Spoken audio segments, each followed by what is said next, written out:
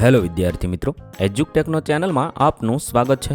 આજે આપણે શીખીશું ધોરણ 6 વિષય સામાજિક વિજ્ઞાન પાઠ 5 શાંતિની શોધમાં બુદ્ધ અને મહાવીર પાઠ 5ના સ્વાધ્યાયન પોથીના તમામ પ્રશ્નોના જવાબની અહીં આપણે સમજ મેળવીશું. આ વિડીયોનો હેતુ વિદ્યાર્થીઓ માત્ર સરળતાથી સમજીને લખી શકે તે માટેનો છે, તેથી વિદ્યાર્થી મિત્રો દરેક પ્રશ્નોના જવાબ વિડીયોમાંથી જોઈને લખવાને બદલે તમારા વિચારો મુજબ જવાબ લખવા જરૂરી છે. તો ચાલો શીખીએ પાઠ 5 શાંતિની શોધમાં બુદ્ધ અને મહાવીર. પ્રશ્ન નંબર 1. નીચે આપેલા દરેક પ્રશ્નના ઉત્તર માટે આપેલા વિકલ્પોમાંથી સાચો વિકલ્પ શોધીને ખાનામાં લખવાનો છે. સવાલ નંબર 1. નીચેની કઈ બાબત ગૌતમ બુદ્ધ માટે સુસંગત નથી? તેના માટે 4 ઓપ્શન છે. જવાબ થશે સી. તેમના બાળપણનું નામ વર્ધમાન હતું, તે તેમને સુસંગત બોક્સ થયું છે. તમારે સી ફરતે લખવું અને અહીંયા પણ સી લખવું. જવાબ સી આવશે. સવાલ નંબર 2. બુદ્ધનો અર્થ શું થાય છે? જાગ્રત, જ્ઞાની અને પ્રકાશ. તો એ અને બી બંને થાય છે, તેથી જવાબમાં ડી લખીશું. ત્રીજું છે ગૌતમ બુદ્ધના મત મુજબ આર્ય સત્ય પૈકી નીચેનામાંથી કયું સુસંગત નથી? જવાબ થશે સી. હસતા રહેવાથી તૃષ્ણાનો ત્યાગ થાય છે, તે સુસંગત નથી. સવાલ નંબર 4. ગૌતમ બુદ્ધ ગૃહ ત્યાગ બાદ પ્રથમ કયા સ્થળે ગયા? રાજગૃહ અને પુરુવેલા એ બંને સ્થળે ગયા હતા, તેથી જવાબ ડી થશે. સવાલ નંબર 5. સિદ્ધાર્થને જ્ઞાન પ્રાપ્તિ કયા દિવસે થઈ હતી? જવાબ થશે એ. વૈશાખી પૂર્ણિમાના દિવસે થઈ હતી. સવાલ નંબર 6. કઈ બાબત મહાવીર સ્વામી માટે સુસંગત છે? તેમનું નિર્વાણ પાવાપુરીમાં થયું હતું, તેમનું બાળપણનું નામ રાહુલ હતું. તો માત્ર બાબત 1 છે, તો તેથી જવાબ એ લખીશું, ફક્ત 1. આ આપણો જવાબ થશે. ત્યારબાદ સવાલ નંબર 7. તમે જૈન ધર્મને વધુ જાણવા કયું પુસ્તક વાંચશો? જવાબ થશે સી. આગમ ગ્રંથ વાંચીશું. 8. કોઈની આજ્ઞા વગર કોઈના ઘરમાં પ્રવેશ કરવો નહીં. આ કયા વ્રતની બાબત છે? તો અસ્તેય, તેથી બી લખીશું.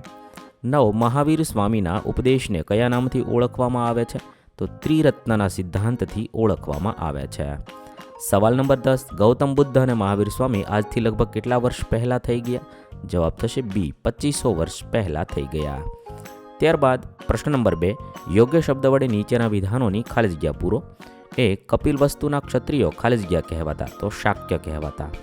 2. સિદ્ધાર્થના પિતાનું નામ ખાલી જગ્યા હતું, તો શુદ્ધોધન હતું. 3. ગૌતમ બુદ્ધનું અવસાન ખાલી જગ્યા સ્થળે થયું હતું, તો કુશીનારામાં થયું હતું. 4. મહાવીર સ્વામીના મોટા ભાઈનું નામ ખાલી જગ્યા હતું, નંદીવર્ધન હતું. 5. જૈન ધર્મના કુલ ખાલી જગ્યા તીર્થંકર થઈ ગયા, તો 24 તીર્થંકર થઈ ગયા. ત્યારબાદ પ્રશ્ન નંબર 3. નીચેના વિધાનો સાચા છે કે ખોટા તે જણાવો. 1. બુદ્ધના પૂર્વજન્મ સાથે 550 જેટલી જાતક કથાઓ સંકળાયેલી છે. વિધાન સાચું છે. 2. સિદ્ધાર્થના સારથીનું નામ કંથન હતું. વિધાન ખોટું છે. 3. સિદ્ધાર્થને પીપળના વૃક્ષના નીચે બેસીને જ્ઞાન પ્રાપ્તિ થઈ. વિધાન સાચું છે. 4. જૈન ધર્મના પ્રથમ તીર્થંકર ઋષભદેવ હતા. વિધાન સાચું છે.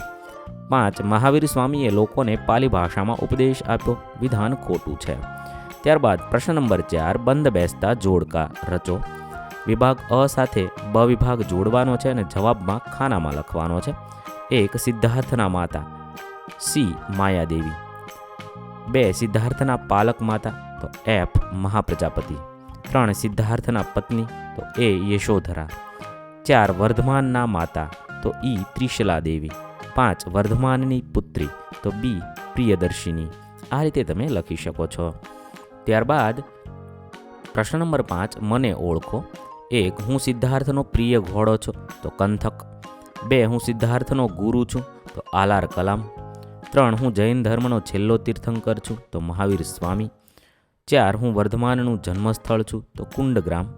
5. હું વર્ધમાનનું નિર્વાણ સ્થળ છું, તો પાવાપુરી થશે. ત્યારબાદ પ્રશ્ન નંબર 6. નીચેના પ્રશ્નોના ઉત્તર 1-2 વાક્યમાં લખો. સવાલ નંબર 1. ગૌતમ બુદ્ધના સમયે હિન્દુ ધર્મ કયા કયા વર્ણોમાં વહેંચાઈ ગયો હતો? જવાબમાં લખીશું, ગૌતમ બુદ્ધના સમયે હિન્દુ ધર્મ બ્રાહ્મણ, ક્ષત્રિય, વૈશ્ય અને ક્ષુદ્ર એવા 4 વર્ણોમાં વહેંચાઈ ગયો હતો. 2. ગૌતમ બુદ્ધના મતે માનવનું સૌથી મોટું કર્તવ્ય કયું છે? જવાબ થશે, ગૌતમ બુદ્ધના મતે તમામ પ્રાણીઓ પ્રત્યે અહિંસાથી વર્તવું તે માનવનું સૌથી મોટું કર્તવ્ય છે. 3. ગૌતમ બુદ્ધના મત મુજબ મનુષ્ય કઈ રીતે મહાન બને છે? તો ગૌતમ બુદ્ધના મત મુજબ મનુષ્ય પોતાના કર્મોથી, સદવિચારથી, સત્ય અને અહિંસાના પાલનથી મહાન બને છે. 4. પાર્શ્વનાથે શેનો વિરોધ કર્યો હતો? પાર્શનાથે વૈદિક ધર્મ અને કર્મકાંડ તથા જાતિ પ્રથાનો વિરોધ કર્યો હતો. 5. મહાવીર સ્વામી શા માટે જીન કહેવાયા? મહાવીર સ્વામીએ પોતાના મન અને ઇન્દ્રિયો પર વિજય પ્રાપ્ત કર્યો હોવાથી તેઓ જીન કહેવાયા. ત્યારબાદ પ્રશ્ન નંબર 7 ટૂંક નોંધ લખો. 1. ગૌતમ બુદ્ધ. ગૌતમ બુદ્ધનો જન્મ લુંબિનીમાં થયો હતો. તેમના પિતાનું નામ શુદ્ધોધન અને માતાનું નામ માયાદેવી હતું. યુવાવસ્થામાં તેમણે દુઃખ, રોગ અને મૃત્યુ જોઈને સંસાર ત્યાગ્યો. કઠોર તપસ્યા પછી બોધિગયા ખાતે તેમને જ્ઞાન પ્રાપ્ત થયું અને તેઓ બુદ્ધ કહેવાયા. તેમણે અહિંસા, કરુણા અને મધ્યમ માર્ગનો ઉપદેશ આપ્યો. તેમના ઉપદેશોથી બૌદ્ધ ધર્મનો પ્રસાર થયો હતો. ત્યારબાદ બીજું છે મહાવીર સ્વામી. મહાવીર સ્વામી જૈન ધર્મના 24મા તીર્થંકર હતા. તેમનો જન્મ વૈશાલી પાસે કુંડગ્રામમાં થયો હતો. તેમના પિતાનું નામ સિદ્ધાર્થ અને માતાનું નામ ત્રિશલા દેવી હતું. તેમણે યુવાનીમાં રાજ્ય સુખ ત્યજી તપસ્યા કરી.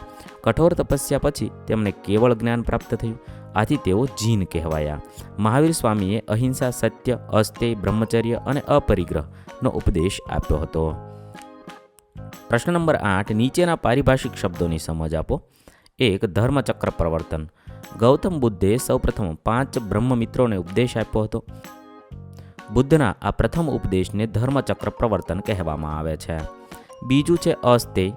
ચોરી એ સૌથી મોટું અનિષ્ટ છે. કોઈની પણ અનુમતિ વગર તેની વસ્તુ ગ્રહણ કરવી જોઈએ નહીં. આજ્ઞા વગર કોઈના ઘરમાં પ્રવેશવું એ પણ ચોરી છે. ત્રીજું છે અપરિગ્રહ. તો મનુષ્ય પોતાની જરૂરિયાત કરતાં વધારે ચીજવસ્તુઓ, ધનધાન્ય, આભૂષણો, વસ્ત્રોનો સંગ્રહ કરવો જોઈએ નહીં. તેને અપરિગ્રહ કહે છે. 4. નિર્વાણ.